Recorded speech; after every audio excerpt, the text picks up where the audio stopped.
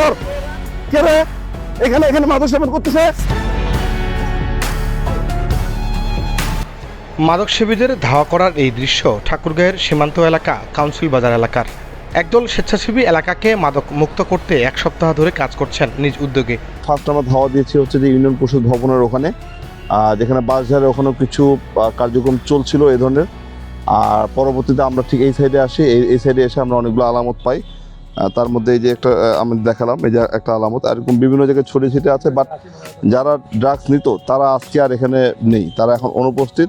ঠাকুরগাঁয়ের রানীশঙ্কেল উপজেলার সীমান্ত ঘেঁষা কাউন্সিল বাজার বালিরেঙ্গি ও রানীশঙ্কেলের মাঝামাঝি হওয়ার কারণে আইনশৃঙ্খলা বাহিনী তেমন উপস্থিত থাকে না এই এলাকায়।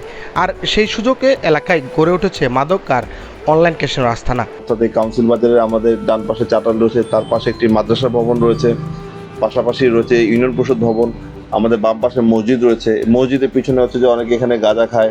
আমাদের মাদ্রাসা মাঠ চাটালে এখানে দেখা যাচ্ছে অনেকে ইয়াবা সেবন করে, ঠিক পরিষদ ভবনে গিয়ে ওখানে ক্যাসিনো খেলে। আবার পিছনে আপনার ঝাড় জঙ্গল আছে, সেখানে গিয়ে অনেকে আবার কিছু ইলিগাল কাজ করে। দীর্ঘদিন ধরে এই অবস্থায় ক্ষতিগ্রস্ত হচ্ছিল সাধারণ মানুষ, বিশেষ করে যুব সমাজ। তবে এবার নীরব দর্শক হয়ে থাকেনি এলাকার মানুষ। নিজেদের উদ্যোগে গড়ে তুলেছেন প্রতিরোধ। এক সপ্তাহ ধরে চলছে মাদক মুক্তির কার্যক্রম। দল বেঁধে স্বেচ্ছাসেবীরা মাদকসেবীদের ধাওয়া করছেন, তাড়াচ্ছেন অপরাধীদের। এই আমাদের বিশেষ করে কাউন্সিল বাজার, এই যে আশেপাশে যে এরিয়াগুলো রয়েছে, এগুলোতে হচ্ছে একবারে নিষিদ্ধ ঘোষণা করা হলো। কেউ যদি আমরা 2 দিন আগে ঘোষণা দিয়েছি আমরা এইভাবে যে আজকের পর থেকে কেউ যদি এগুলোতে যদি জড়িত থাকে কিংবা এই কার্যক্রমগুলো যদি অপারেট করতে থাকে, তাহলে আমরা তাদের বিরুদ্ধে সরাসরি আমরা তাদেরকে আইনের হাতে সোপর্দ করে দেব, এবং পাশাপাশি তাদেরকে আমরা কোনো ধরনের আইনগত সহায়তা প্রদান করব না, সেটা যেই হোক। কেউ যদি তদবির করতে আসে পর্যন্ত তাকে সহ আমরা ভিতরে ঢুকাবো। জি, আমরা গতকালকে একটা অপারেশন আমাদের সামাজিকভাবে আমাদের এখানে যারা বাজারে এখানে লোকজন ছিল, আমাদের কিছু সচেতন মানুষজন আমরা একটা ধাওয়া করেছি। আমরা চাটাল পাড়ের মাদ্রাসা মাঠে গেছি, ওখানে কিছু মানুষকে পেয়েছি। আমরা দৌড়াতে আমরা ইউনিয়ন পরিষদ ভবনে গিয়েছি, সেখানে বাসঝাড় ছিল, সেই দিক দিয়ে অনেকে পালিয়ে গেছে। পাশাপাশি আমরা কিছু ওখানে দেখেছি ফয়েল পেপার, কিছু সিগারেটের প্যাকেট, কিছু হচ্ছে যে আমরা দেখেছি ওখানে বাঁশি দেখেছি। আমরা ওখানে উল্কি না কি বলে যেন উল্কি পেয়েছি আমরা।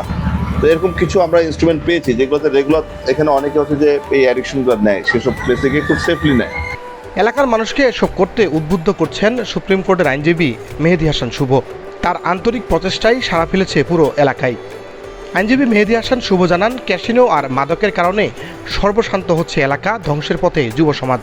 এসবের বিরুদ্ধে সামাজিক প্রতিরোধ গড়তেই কাউন্সিল বাজারকে মাদকমুক্ত রাখার ঘোষণা করেছেন তিনি। এতে এলাকার মানুষ দারুণভাবে সাড়া দিয়েছেন। ঘোষণার পর থেকেই এসব কাজ থেকে বিরত থাকছে মাদক সেবীরা, জানালেন আইনজীবী মেহেদী হাসান। একবার নিতেন কি এখন আর কেউ এই ধরনের কার্যক্রমগুলো কন্টিনিউ করছে না, বিশেষ করে চাটালে।